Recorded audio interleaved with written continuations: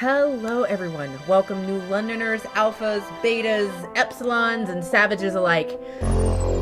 This is Brave New Pod, the official podcast of Brave New World, an original series available streaming now exclusively on Peacock, and I'm your host, Angeliqué Roché. Now, Brave New World has been in the making for so many years. There are hundreds of people who have spent hours writing scripts, creating the environment, encompassing the characters, doing the graphics, creating these amazing sound stages that it almost feels wrong for it to be over in only 9 hours. So over these 3 episodes, I'm going to sit down with the show's creator, David Wiener, along with cast members like Alden Ehrenreich, Harry Lloyd, Nina Shosanya, Joseph Morgan, and Jessica Brown Findlay. This episode, we're mostly going to stick with the first 3 episodes of the show. That means if you've only watched 1 or 2, you may want to proceed with caution. There are going to be some spoilers. And if you haven't seen any of the show, what are you doing here? All of the episodes are available right now on Peacock. Go watch them and then come back. I promise, we're not going anywhere. It seems like the best place to start a podcast about Brave New World is to speak with the man who created it. In this case, the show's showrunner, David Wiener, about why he started this project in the first place. It's really, really interesting because I also watched the 1980 version and I watched the 1998 version. No and way. Then I watched this one in succession. Oh, wow. And so it's kind of like going through and like seeing what the interpretation, particularly since they are 20 years apart, right? Like theoretically, right. You think about 1980, 1998, 2020, you've got these 2 decades in between where so much technologically happens in the world. True. And this idea of what the core values that were in the original source material obviously changes, right? Right. So I gotta ask, like, in the subgenres of dystopian, utopian material that exists, right? Since 1516 and Sir Thomas More creates this word, right? 1984, Fahrenheit 151. What was it about A Brave New World that called you to the source material? I think part of the attraction was that it's a bit in a genre of its own. There's utopian and then there's dystopian, and it's somewhere in between the two. I think what differentiates Brave New World from dystopian, novels or TV shows is that so often in dystopian worlds, like a lot of shows I really love, like Handmaid's Tale, Man in the High Castle, The Plot Against America, that in those are dystopian shows, and normally in those shows, the enemy is the state, right? So you have some kind of really powerful fascistic force that's putting its jackboot upon the masses, and that's not the case in Brave New World. In Brave New World, it's a more subtle sort of control, and I think what it does is try to that the real oppression happens between people, and people oppress themselves. Quite frankly, my friend, if you're not happy, you're nothing at all. So they don't want to confess the things that they might feel inside that don't align with what they're supposed to look like and behave like outside. And so I think what's interesting about Brave New World, what I thought was resonant was like, well, I think it's exciting to have characters that are kind of secret outsiders. And what happens when you bring them into collision with someone like John, who eventually comes to New London and introduces them to all of these kind of disruptive ideas that they haven't experienced before. I think the other thing is that, or at least the key that I think we found in the show, and we definitely depart from the book, but that on some level it became a show about people encountering big feelings for the first time, right? So like Bernard and Lenina and people in New London haven't been exposed so much to feelings like heartbreak and loss and discomfort and questions of justice and identity and fairness. And so on some level, there's an innocence to them. It's almost like a John Hughes movie type, innocence, where love is never bigger than when you feel it the first time, like there's nothing bigger than that first kiss. There's nothing bigger than that first time you make love and it feels real. Because obviously people in New London have a lot of sex, but I'd argue that they don't have a lot of, they don't have the emotional experience of sex in the way that we ideally do, right? Well, if you look at the source material, they're told that Right. love doesn't exist, right? They're That's told true. that love isn't necessarily real. And so it's these feelings that they're now encountering in this very big way. And it's interesting because I also think the show in its own is very big, right? Like it is, it is beautiful and big, and it's giving us a new version of New London that we've kind of never seen before. And it's also a show 5 years in the making. The development of it has been a minute, but the actual production, the casting has been about 2 years. For you, where do you even begin thinking about creating such a world? And what do you feel like you had to have in this production for it to come to life? A lot of it goes to how, once you decide how you're going to approach the story, right? Are you going to approach it as a dystopian genre work? Is it going to feel like science fiction? Is it going to feel like futurism? Or I think what I was most interested in was, using the emotional needs of the characters and exploring kind of what the impact on their humanity it is to live in this kind of a place. And so in thinking about at least the physical design of the world, right, we want it to be, I think, and in our version, it's the city of New London is created by an AI. And so we wanted everything about that city to lend itself to the dogma of stability and connection and this idea of the social body. So that meant that things had to be transparent, lots of big windows. These are people that love being seen, they love seeing. We wanted them to be people that were very physical and sensual and brought into contact as much as possible. So when you think about how does a big concourse look, or how does the design of the city operate, like it would be bringing people into collision all the time so that they can kind of vibe with each other and have, that very New London experience that they're never outside of. And we went to like extremely huge lengths in terms of realizing that. And we had these great partners in ILM, obviously, an incredible set designer in David Lee. And I think one thing that we did that was, I think, pretty smart was we brought in the civic planner architect named Tim Evans, who, and, for me and myself and the director on the first pilot block, Owen Harris, it was really important that each thing have functionality. Every building means something, how do you make a city without knowing where people live, or how they, what they do for recreation? And there's a lot of recreation in New London. So we had to account for all of that. And Tim went so far as to, modeling death rates versus birth rates or decanting rates, and how many of each cast there would be in this hierarchical pyramid and where they would all live. And so I think the way that we approached it, at least from like the visual dimension at first, was like, how specific can we be, right? And how do we create a world visually that feels like it supports this idea of being kind of like not offensive and not too, bold. And so we have that mid-century modern, that like kind of forever architecture that you see, with a little bit of Art Deco, I think, as a nod to Huxley. But yeah, like we wanted to make it a very utopian place, and that ideally that utopia would act as the backdrop for these dystopian feelings that happen inside of our characters. Well, I think it's very interesting because I hear like even the inside of the buildings were designed out, really? Like to a point where even though you don't necessarily see more than different offices, and I won't do any spoilers for anyone, right, but very personal spaces, that every single building, there's a design for it.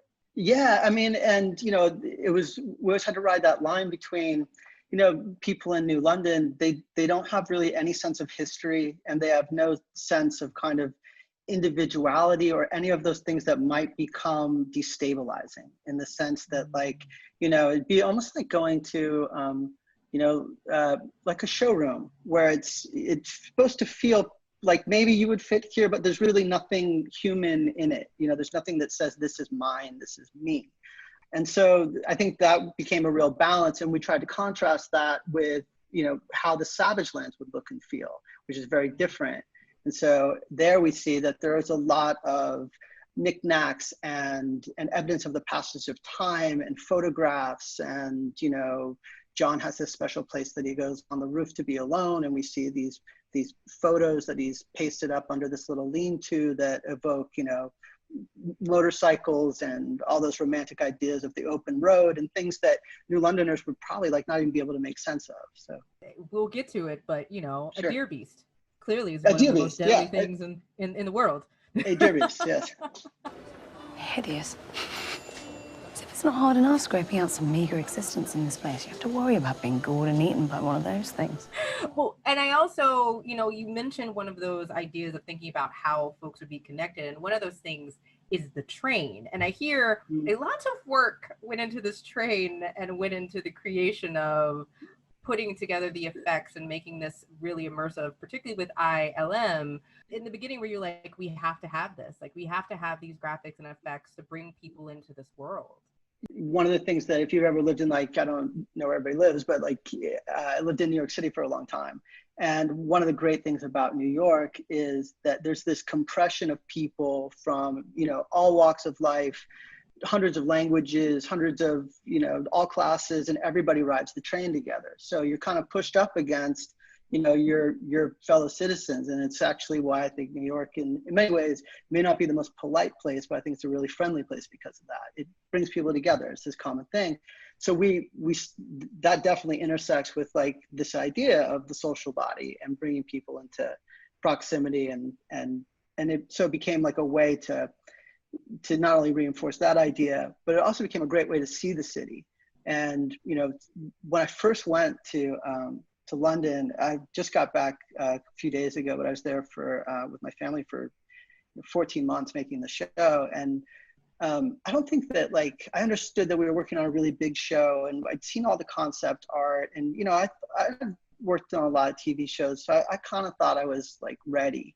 But we went to one of the ILM stages, and they had built there's a bunch of chairs on the floor and then some big screens around, and you could sit in the chairs and they could film you, and you would virtually go through a 3-dimensional city. So, you know, I was kind of rocked by that when I saw kind of what they were capable of doing and the level of detail we were going to be able to use. I mean, I think it's fascinating though, because there's much like the story itself, and much like this idea of normalizing the amount of sexual activity, normalizing the amount of soma usage, normalizing what we find so counter, which again, to the source material, very much key.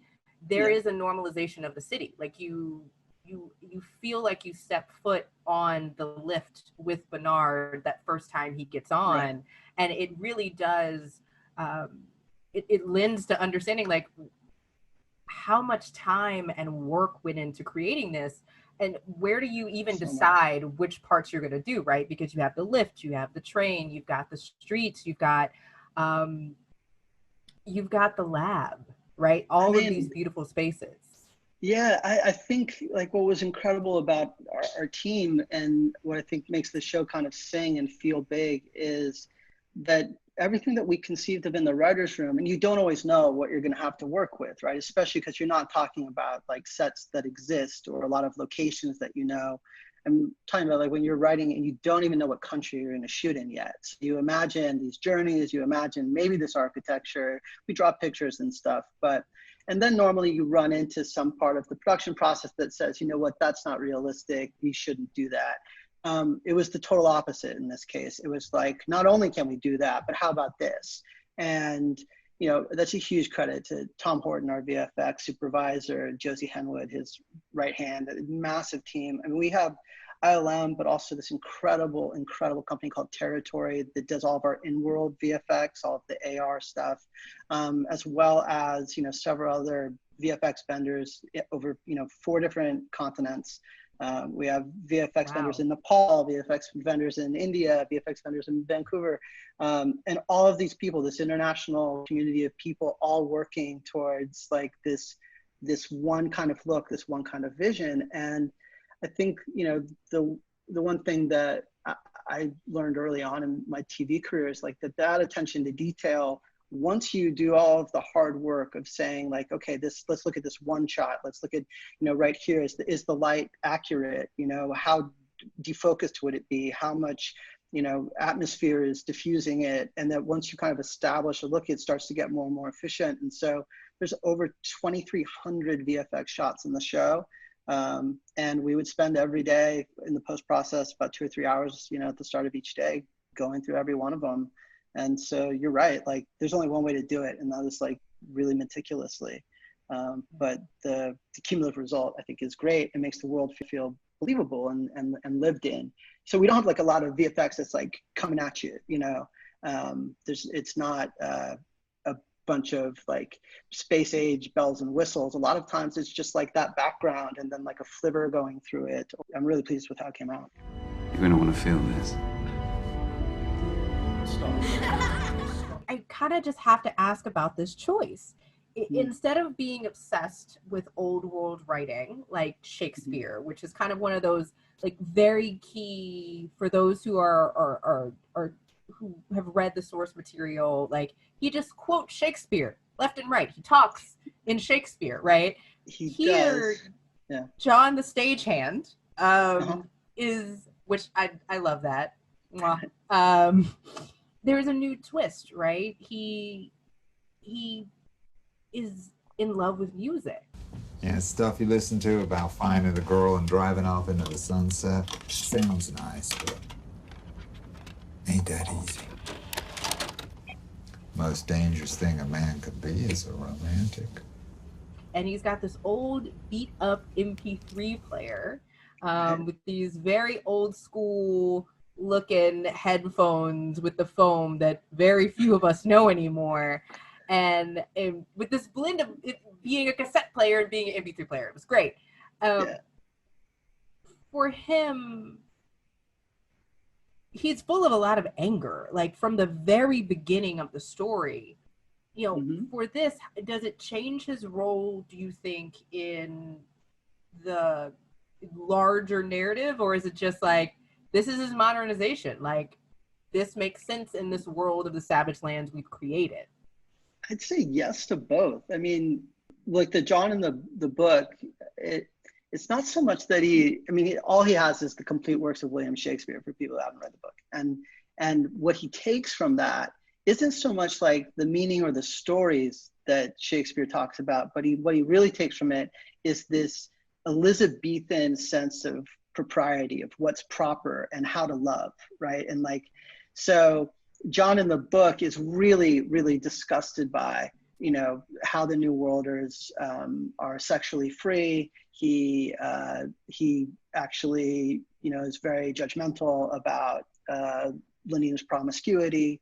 That felt like, again, it's about passing it through the lens of our culture. It felt, I don't know, like it wouldn't really feel authentically human for, to take John and send him to New London, this 20-something-year-old guy, and be like, no sex, no drugs for me, thanks.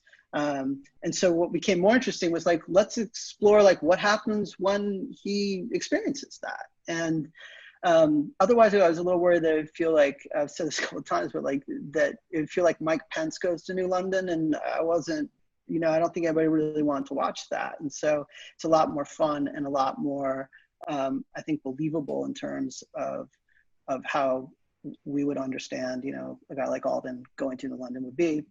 It also brings up bigger issues for the character. So the real engine of our show is this love triangle. It's also a friendship triangle between, Bernard, Lenina, and John. And, I think that there's a really important part of our story that wouldn't happen if we just kept John in a principled opposition to sex and fun in general. So he's definitely different in that way. He is still romantic though. And that there's as much romance and literary validity in this lost music from, A World Behind and that it's still, we needed him to retain that kind of militant romanticism and wind up in a place where he finds there's value in his own pain. I think that's really interesting because similar to how, as you kind of mentioned, this lost opportunity with the original iteration of Lenina, we meet Linda. And Demi Moore, We're gonna be friends. as Linda. Look, Linda is a mother. I know it's a dirty word in New London, but Linda is a mother. If you've never read the source material, at first you don't know that she's a New Londoner, and you find out very quickly when she sees the opportunity to get home and literally goes into the closet and finds her whole outfit and puts it on. But before all that, like Linda kills for her son. Like that is such a remarkably unique piece that's been added to this iteration. You killed her. Somebody had to. I waited a long time to get out. I'm sure as hell not getting stuck because some psycho girl gave you a hand job once. Now get up off your ass, let's go. For you, one, what was important about this re-imaging of Linda in the story, but also two, what do you feel Demi Moore brought to the role? You know, in the book, Linda's described, like Huxley goes to great lengths to describe a lot how like grotesque she is, and not just from John's perspective, but from Bernard's. And Linda winds up going to New London and dying. It's somewhat kind of tragic, but you know, she passes away in a hospital in the book. Our version of Linda, I thought what was most exciting about that idea is exactly what you pointed out, right? You know, we find out that Linda is actually from the New World, and the one thing that's different about her is that she's done this thing that's extremely shameful to people in New London, and she's become a mother. But if the show is going to be about, like, you know, the authenticity of the humanity of these characters, I think there's one thing that it was like just such a great way to show how there is something still fundamentally human in all of these people. And a big part of that was her being a mother. Like, she doesn't know how to be a mother, really. She's not a particularly, quote, good mother, I guess. But she has an absolutely deep, ferocious, abiding love for her child. And I don't even think Linda thinks twice about acting on that. And I also think that there's this great moment between two brilliant actors, between Jessica Brown Findlay and Demi, that takes place in a bathroom at Pope's house in the third episode. You're a beta. Plus. How are you? Here? A mother. Sorry, I didn't mean to. No. I knew what you meant. Where Linda confesses, where Lenina figures out that Linda's actually from New London, and is just wrestling with the idea of how could someone like a beta plus like me become a mother. And it has this great kind of resonance in the sense that it not only, you know, Linda's there to tell her, you know, I used to think that was the worst thing a person can be, but, you know, actually it turns out the worst thing that a person can be is abandoned. And we see in Lenina that her whole worldview is changing. Like, I could even do that maybe, like, or it's in me to do that. And she's terrified of it. And at the same time realizing that, you know, maybe everything I've been told and everything I'm told to expect, you know, it isn't true. And so her really ingrained conditioning starts to shift because of that moment. And it's interesting that you mentioned the breakdown of conditioning, right? Like, we're also introduced to some new supporting characters and some new stories that really delve into the other, I don't want to call them casts, but it's basically a caste system. Levels, whatever you want to call them, sure. Including an Epsilon named CJack60, who's played by Joseph Morgan. And obviously we've talked about Sheila a little bit, who's played by Kate Fleetwood, who is just wonderfully frightening. She's awesome. These outsiders, these new worlders, They love nothing. They believe in nothing. Like, for those who are still within episode 1 through 3, like, should we be paying attention to these characters? Are these characters going to become important? Oh yeah. Huxley doesn't look at really the other casts in the book. We don't see that experience. And, you know, to have someone like Joseph Morgan playing this guy at the bottom of the pyramid, with like just such a depth and like a humor, and it's, I think it's really beautiful performance. And he becomes actually really important because when John comes to New London, he doesn't just bring with him the disruptive idea of romantic love, but he also brings with him a disruptive idea about justice and about, you know, are you really, you know, you're not really happy. What is happiness? And he brings with him this, you know, because at one point he says in the show, you know, back home we had levels too. And so he brings with him this sense of moral outrage. The Epsilon. Yes. Are you listening? I'm not even sure they have feelings, the Epsilons. And for someone like C-Jack and the Epsilons who have just been getting on, that becomes like a really kind of potent thing. And as he forms a bond with C-Jack, it has kind of pretty significant fallout. David and I spoke for close to 2 hours, and as much as I would love for you to hear that full conversation, I want to switch gears a little bit because I had some really cool conversations with some of the actors who were able to bring this story to life, including actor Jessica Brown Findlay, who plays one of the lead characters, Lenina Crowne. We had an opportunity to talk about her character Lenina and that arc from episode 1 to 3. I promise no spoilers past that, as well as how she developed out that character for this particular adaptation of Brave New World. Your character goes through a journey. She does. She does, and that's just 1, 2, and 3. It's kind of, yeah, she just lands and runs. It's kind of amazing. Lenina is almost, I mean, basically the first character we run into. There's an automatic like moment that Lenina has with Bernard Marx in his office, like very, very quick introduction. Lenina? Everyone belongs to everyone else. Yes, that's right. Good. That's good. But it appears kind of that Lenina is the point of view of New London for the viewer, right? Like, she seems like this atypical member of New London society, however normal is in a utopian society where you have no privacy. Good. Where is Lenina when we first meet her in the story? I mean, what was always so fascinating to me when I first read episode 1 and then doing it and now seeing it, she's already, when we first meet her, on a journey of sort of self-discovery. She's asking herself questions.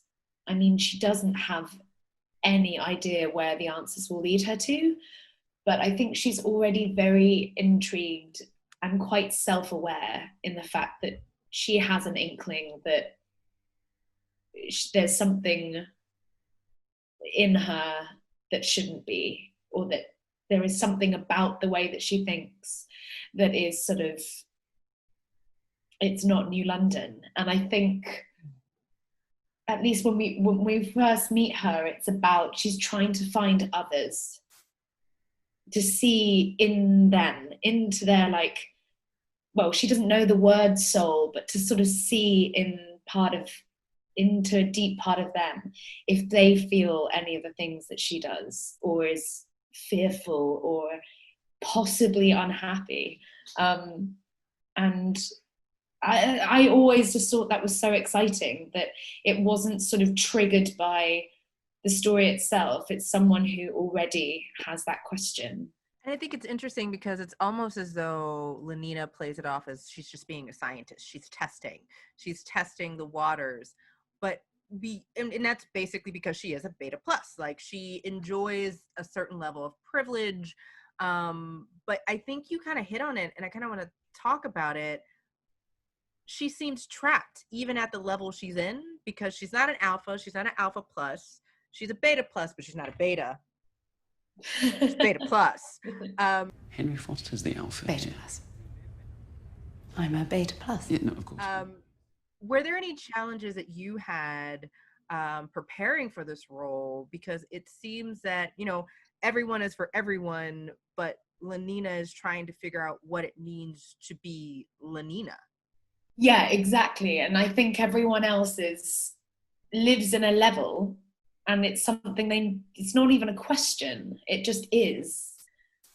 And she sort of is kind of looking more at individuality, about sort of the intrigue of flaws of people. It's what attracts her to certain people. And I think, I mean, often she's met with sort of people just thinking, I don't understand what it is that you're asking me, because she really, I think, very quickly discovers that there's not really many people around who are going to be feeling that. I think what was interesting was numbing certain moments of that she was feeling all of them, and yet so often it is completely inappropriate for her to display anything. But yet also, if she were to, so if she cries, she's never cried before. It's sort of, you know, it's like her body is sort of malfunctioning in front of her. It's those sort of elements were just really interesting, sort of thinking about it from how I would react, and then most of the time early on flipping reactions on their heads, and sort of, and having to kind of go against natural instinct, and yet slowly know when to sort of eke that out a bit more. Well, Lenina basically does very clearly establish who has their stuff together, for lack of a better word, because things go very bad very quickly. like this is like Purge meets Disneyland meets complete and utter chaos, right? And when we start getting these hints that Lenina is way past her conditioning, like there are things that Lenina does within the first moments, even from dragging Bernard away from the house of monogamy. Bernard, is this part of it? Bernard, what happened? Bernard, come on, run! Again, she's playing this off as being a scientist, but it seems like there's something larger going on here. Like there's a survival instinct. I guess is the word I'm looking for. Yeah, it's exactly what I came to feel very quickly with her, in that, and when it's sort of playing out those moments, that weirdly actually was my first day dragging Harry around.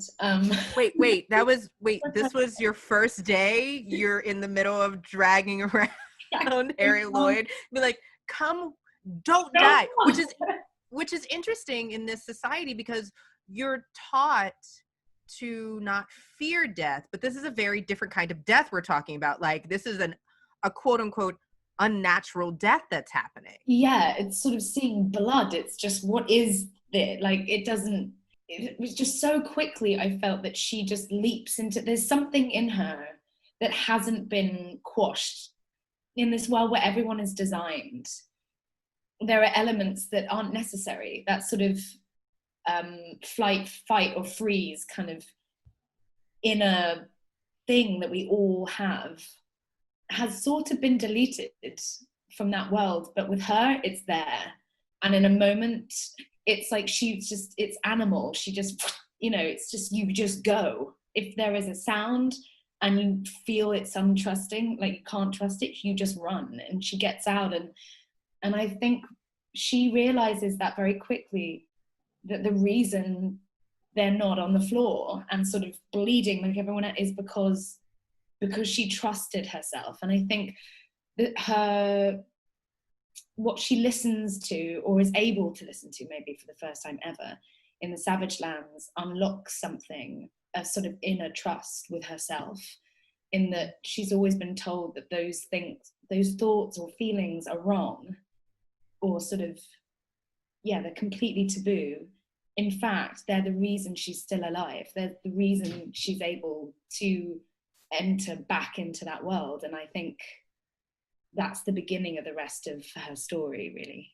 Which is interesting because then after this fight or flight situation, after a slight breakdown and screaming her lungs out, she meets Linda. She meets Demi Moore. And then suddenly there's this new realization about her, the expendability of a beta plus, I think. And correct me if I'm wrong, this hearing the story of Linda takes this up a notch. Like, you know, is Linda contributing to the shift, or is she just another notch in learning about Linda's story and being abandoned in the Savage Lands? There's sort of one story that has always been told in New London, and meeting Linda and realizing who she is or how she came to be there, and that this kind of unbelievable story is in fact true, is a moment where these true stories that she's been told slowly become lies, in fact. And you can't cover that sort of things, that like the end of episode 3, when she realizes those certain truths, that's it. You can't, you know, that amazing thing where you can't unknow something once you learn it. I mean, you can try and lie to yourself, but it doesn't go very well. It's, you have to step into a new space, and if you don't, you're that's not being alive, and you're not learning. And I think it just sort of, the scales fall from her eyes. It's just kind of shocking, and I'm just kind of terrified by it, but really, really intrigued. And therefore the way that she sees John and that sort of first instinct of connection. There are so many characters that go on a journey in episode 1 through 3 and the rest of the season, but I don't think anyone goes on as quick of an uptick of a journey as Lenina does. And this is very different from the source material. Yeah. Lenina in and of herself as a character is allowed a different journey here. How much of the source material are you, well, one, are you familiar with the source material? And two, like, how much of Lenina did you choose to bring and choose to leave behind? I think, I mean, so when I got the part, I sat and read the book, but very quickly, I read it once and it was like, okay, great.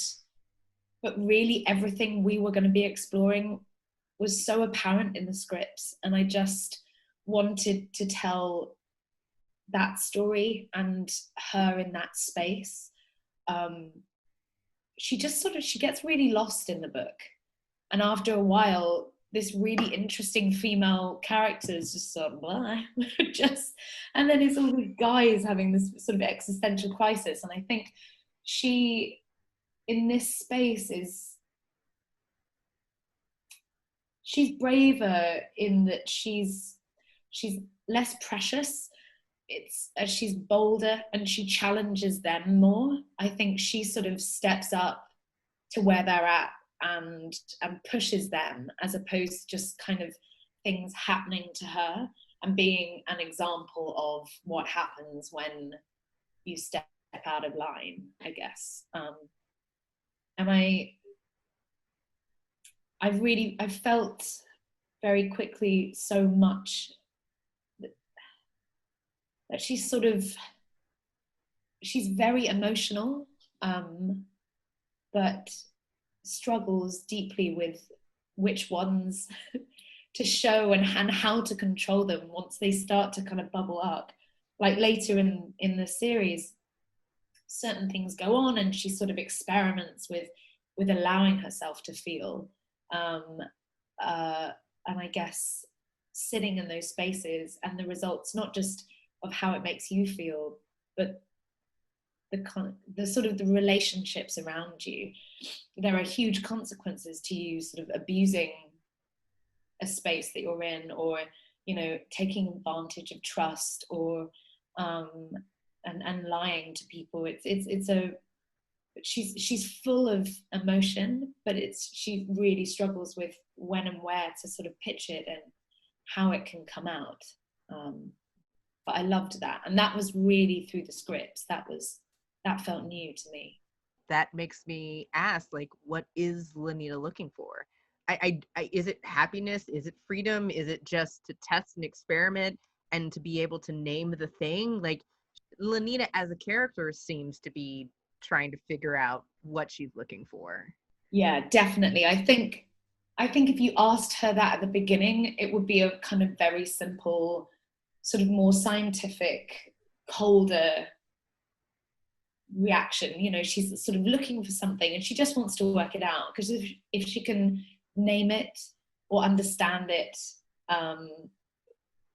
everything will make sense. And yet where she ends up, it's just every single question that she asks, there are multiple answers, and it doesn't necessarily lead to any kind of concrete understanding. It's like anything, the more you look at something, the more complex and complicated it gets. And if you've never, ever, ever questioned anything about yourself or your surroundings, you're going to discover a lot of stuff. And I really loved that about her, that I think she assumes at the beginning that nothing cannot be worked out. Everything must have a clear, sort of uncomplicated answer. Everything has a sort of reason for being.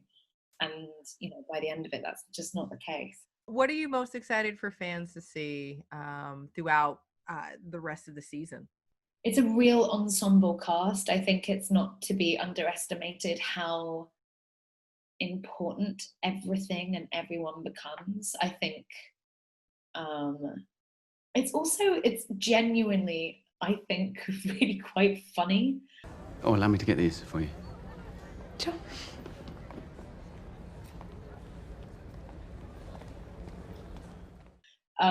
As it builds, it goes very, very dark, and yet has this sort of undercurrent of odd, awkward human humor to it, which is, I think, quite unexpected or quite unusual for a sort of dystopian world to contain. You know, there are moments where it really sort of does let its hair down, and it's kind of goofy and silly, and I think that's great. I think that's just an unexpected sort of flavor to it that that kind of goes through, and there is a pretty big cliffhanger at the end. That is putting it lightly. That about wraps it up for us here. So I want to say thank you again to David Wiener and Jessica Brown Findlay for stopping by to geek out with us. And thank you all for listening to us geek out about this incredible show. If you like the episode and want to hear more, make sure to subscribe to Brave New Pod, the official podcast of Brave New World, and, you know, leave us a good review so the rest of New London can hear about the pod. And of course, if you haven't already, watch all 9 episodes of Brave New World on Peacock TV, and then check out all the amazing other science fiction content that Peacock has to offer streaming now.